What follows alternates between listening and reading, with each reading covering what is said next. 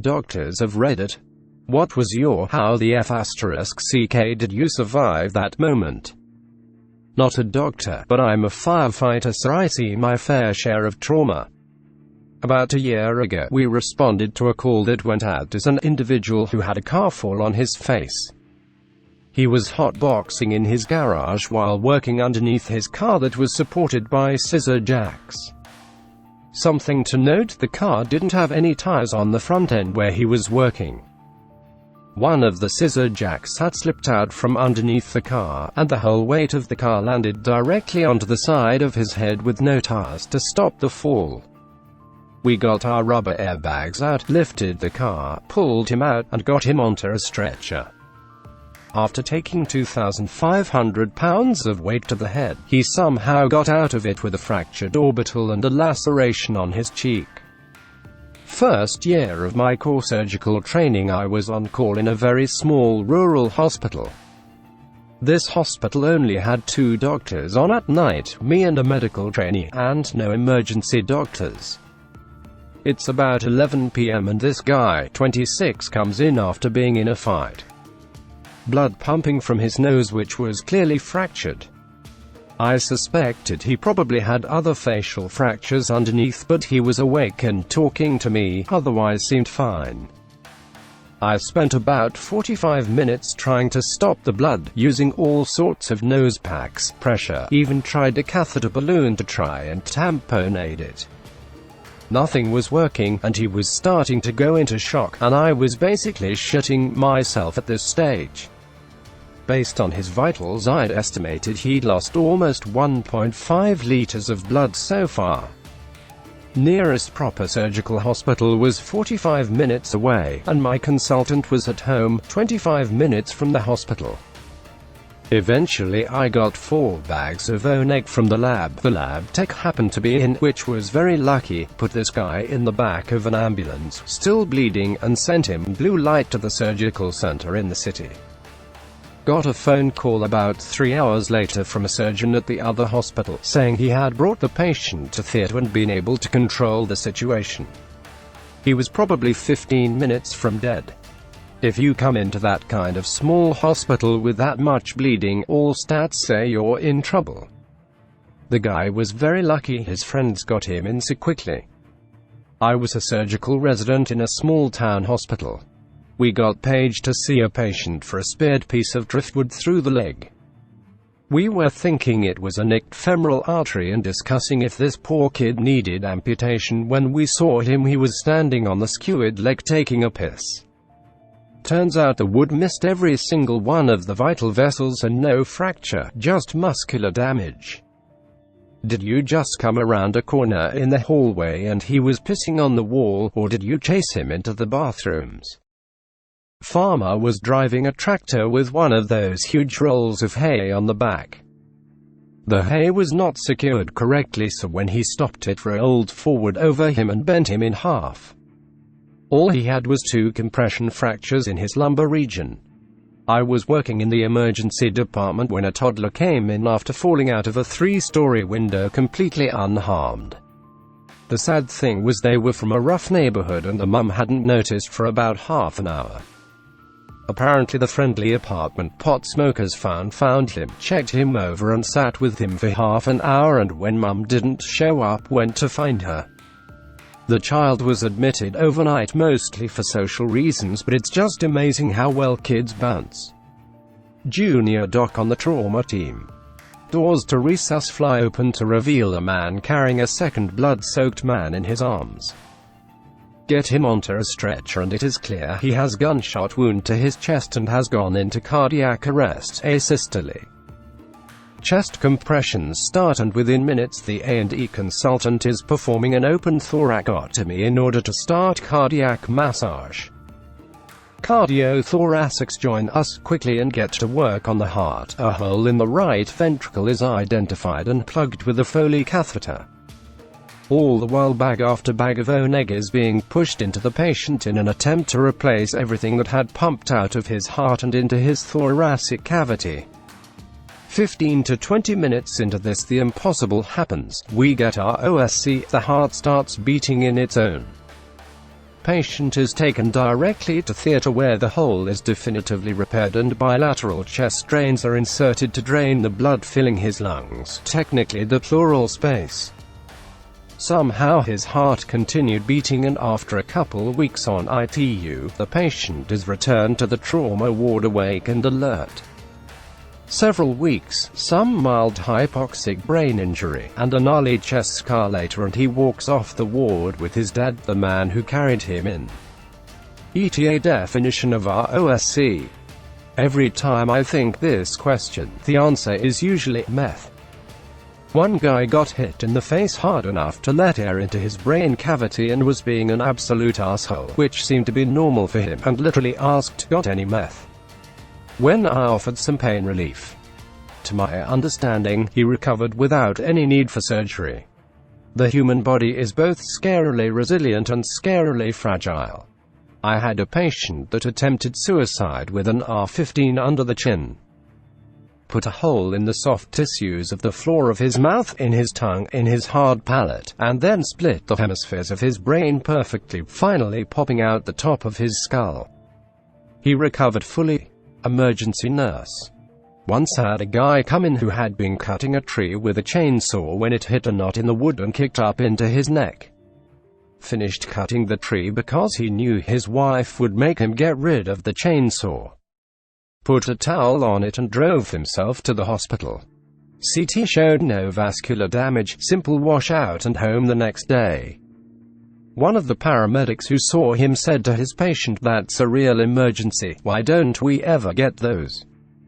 Edit. Location Australia, Queensland. Not a doctor yet, but I worked in a trauma centre as a scribe before starting med school. Basically, I was attached at the hip with a doctor to do the documentation. One guy wrecked his car into a wooden fence, and a wooden fence post went in his mouth and came out the back of his neck. It was the kind of fence post that was double the size of his mouth. It had basically pushed all of the important anatomy to the side as it impaled him. There were consulting doctors for like 10 different specialties working on this guy in the hospital. Several weeks later, after he fully recovered, he walked back in the emergency department to thank everyone. Patient: not as cool as most of these, but I was puking for 3 days straight before going into urgent care. I wasn't even going to go in, but my family said I looked awful and I eventually relented. They said I had appendicitis. Due to a mix-up, I didn't get operated on for over a day later. When they went in, my appendix was gangrenous and had basically disintegrated. Turns out it had ruptured days ago. Normally, this floods your body with toxins and you die, but apparently my colon was positioned in such a way that it blocked that from happening. I was in the hospital for another week before my digestive system restarted and had to have bile pumped out of my stomach.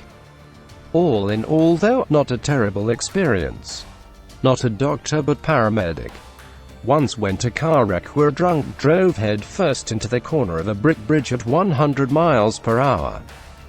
Took a huge wedge out of the bottom of the bridge and left the car about 1/4 of its normal length. All the impact was on the driver's side.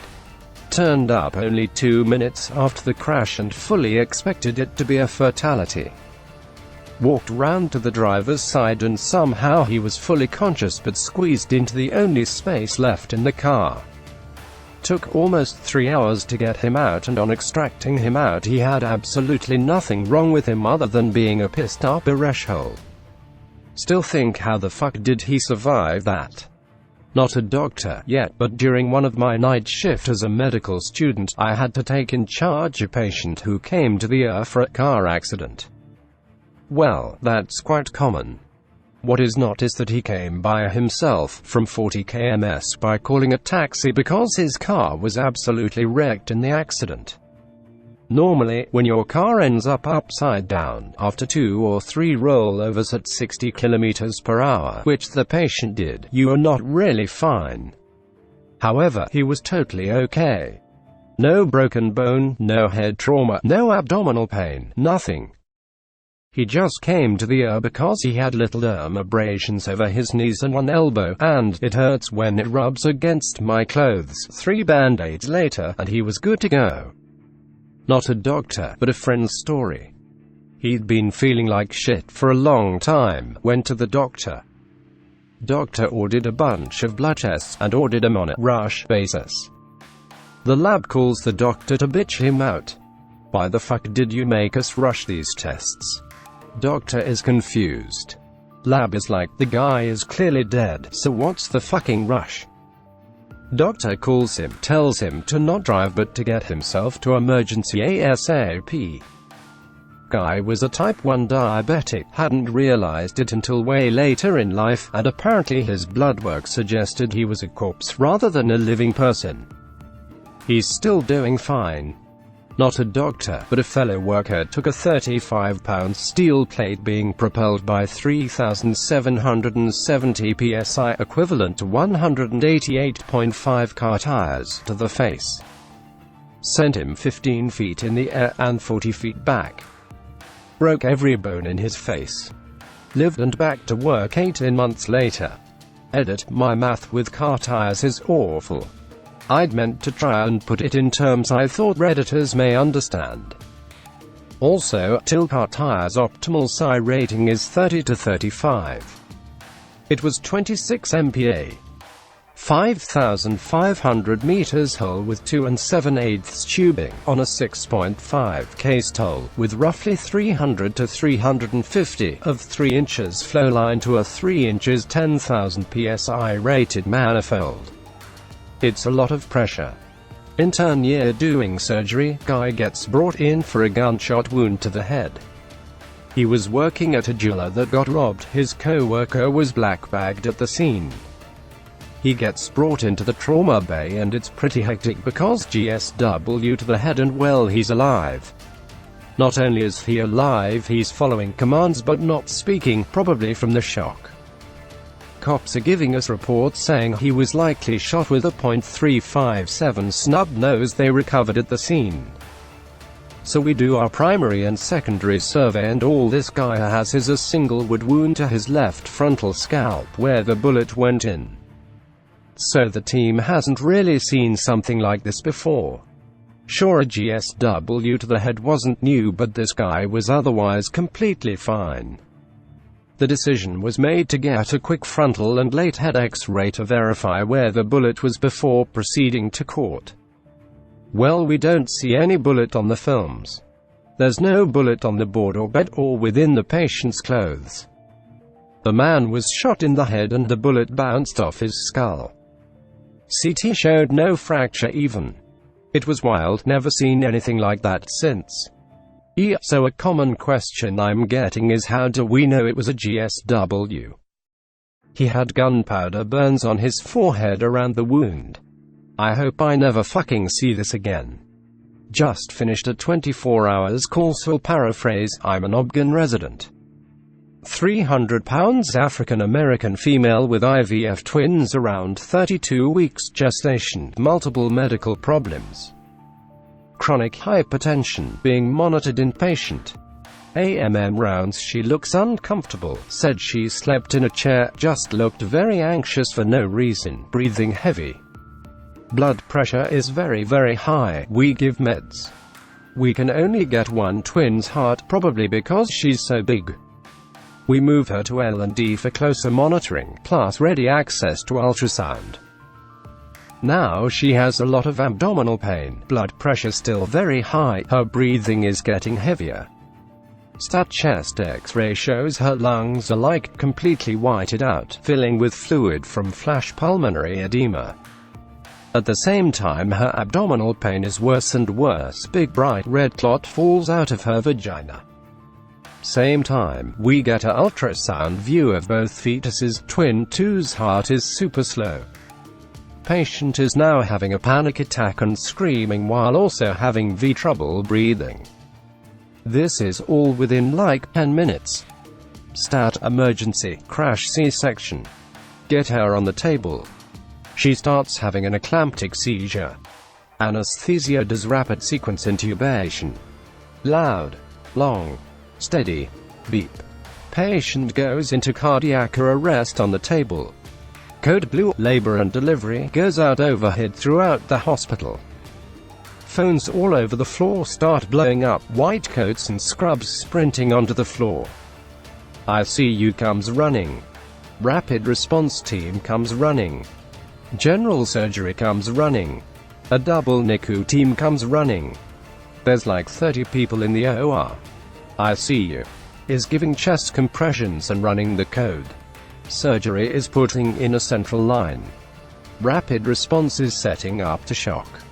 Obgyn goes skin to baby number 1 in about 54 seconds. There's blood everywhere, compressions still going while operating. Second baby comes out very still looking, placental abruption, the high blood pressure flooded her lungs and tore the placenta off the uterus. NICU takes both babies, they eventually do just fine as far as hospital course goes. Mom achieves ROSC, return of spontaneous compressions, her heart is beating on its own now. Still bleeding. Massive transfusion protocol initiated, she eventually gets somewhere between 14 to 20 units of packed red blood cells plus plasma, platelets, other stuff. Thank you for giving blood, it actually actively saves the lives of people who wish they could know who to thank. Conservative surgical measures don't stop the bleeding. Cuvillaire uterus is diagnosed secondary to placental abruption in the setting of a clamptic seizure. Caesarean hysterectomy is performed. Uterus comes out. Patient remains intubated for about 2 days. Downgraded from SICU. Walks out of the goddamn hospital after 1 week because that's how a solid medical team handles their shit. Now, there were a lot of red flags to indicate delivery at the beginning of this story, but she spiraled so fast, there really wasn't any significant wasted time. Thanks for watching. Subscribe for more Reddit content.